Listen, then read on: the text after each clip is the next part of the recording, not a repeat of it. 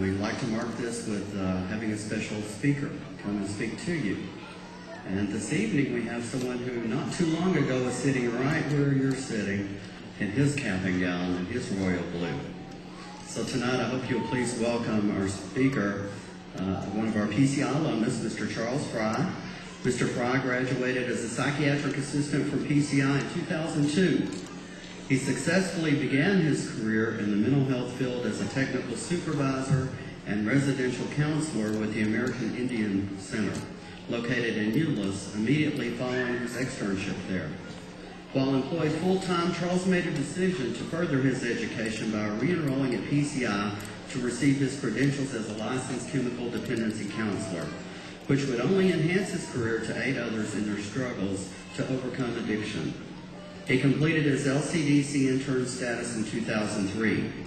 Since 2004, Charles Fry has worked under several titles for the Right Step, housed in the same building that used to be the American Indian Center.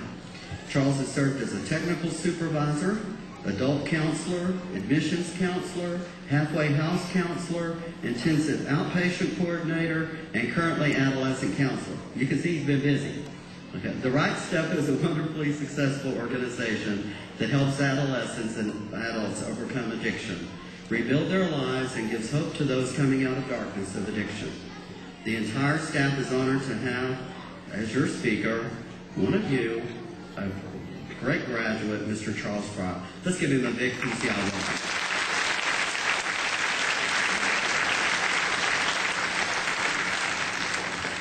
Thank you.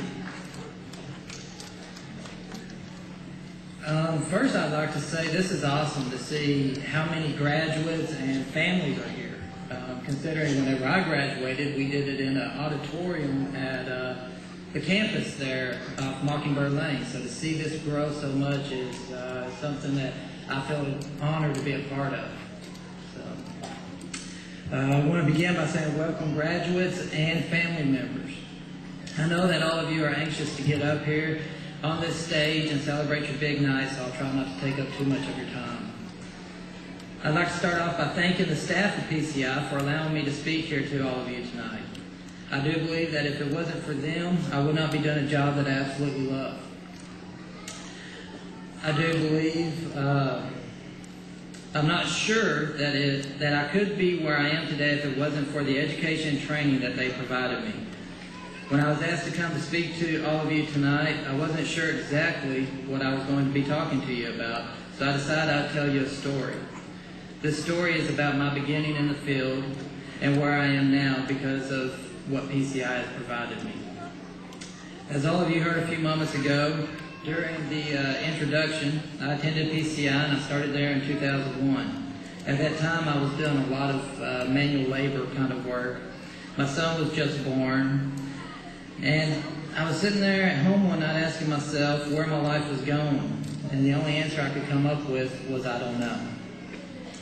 What I did know is that I was unhappy with what I was doing, and I wanted to do something else. What that something was, I was unsure of. But what I did know was that it had to be something that involved working with people and helping them. I had spoken to my wife numerous times about this, and then one day I came home and she had told me about something she had heard about at PCI. I came in, talked to them, and the next thing I know, I was attending school there. I can remember I had a lot of anxieties about going back to school. Here I was, 24 years old, hadn't been to school in years. And when those anxieties had came up, I would look at my son and I believed that there was something better out there for me. I can remember I would work all day out in the heat and then attend school every night. When there was a lot of times I was considering giving it up, not sitting where you are now.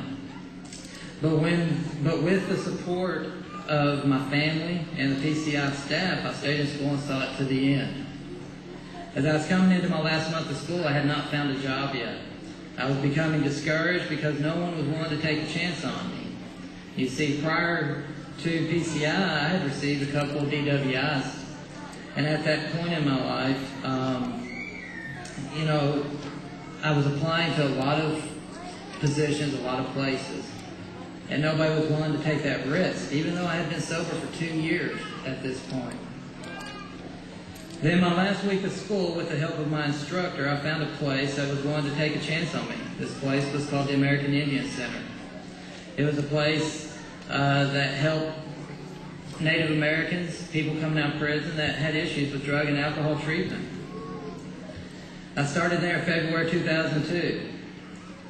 What I didn't know at the time, but would later find out, is that my career had chose me.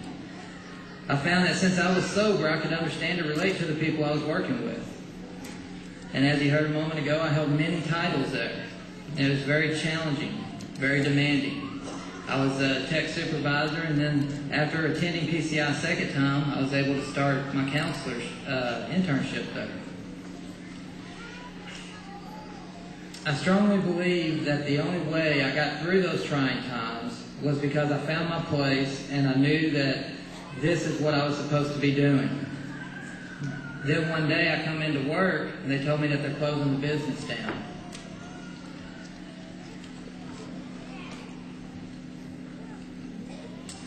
Upon hearing of the closing, a lot of the staff that was there decided not to come back to work and quit.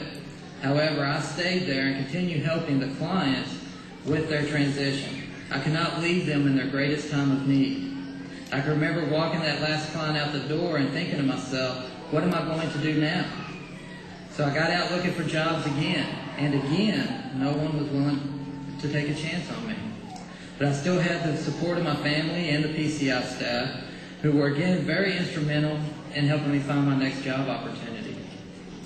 What I didn't know at the time, but would later find out, is that my clinical director at the American Indian Center wasn't turning in my counselor internship hours. So in January of 2004, when I started working at the Rice Step, where I am still today, it was the same story. I had to start off at the bottom, and I worked my way up. And with the company growing, there became a spot for me to start doing counseling there as well.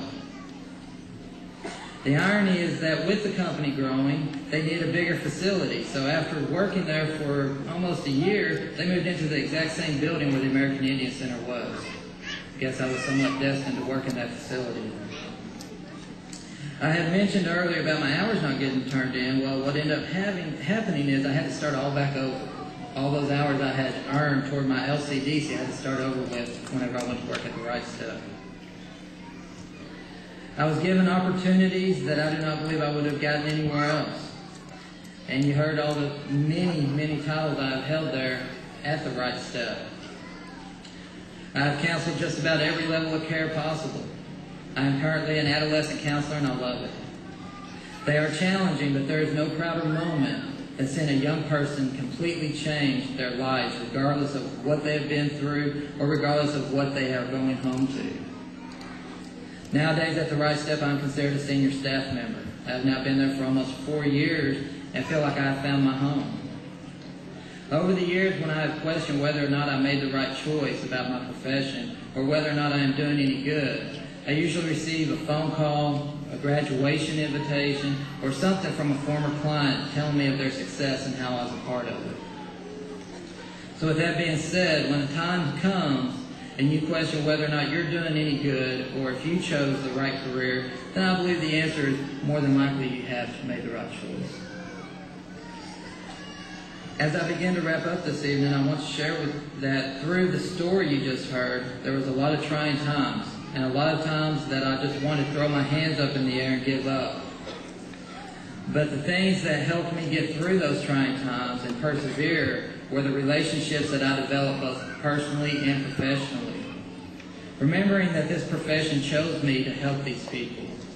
And the fact that I view myself as a role model to my 2 children, Holden and Madison, who are sitting up there in the crowd tonight, and the clients in which I serve. So I asked myself, what am I teaching these people? Because the easy thing would be to give up, but the admirable thing is to continue forward. So if there's something I would like to leave all of you with this evening, it's a series of questions you should ask yourself when you find yourself considering giving up on the miracles that you are providing for others. Those questions are, what kind of people are you surrounding yourself with, both professionally and personally? Do you need this job, or does the career need you? What examples are you setting to those around you?